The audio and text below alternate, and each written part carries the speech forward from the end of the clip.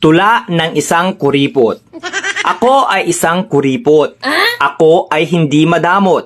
Sa paggastos ako ay natatakot dahil pera ko ay hindi pinupulot.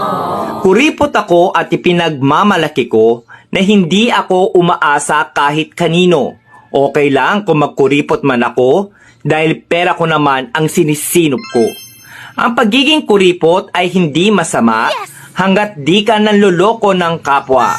Kaya wala akong dapat ikahiya kung naiinggit sa akin ang madla.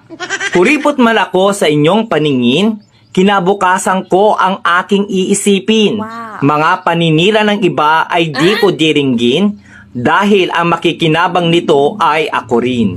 Hindi kasalanan na maging kuripot ako, ang masama ay ang pagiging maluho.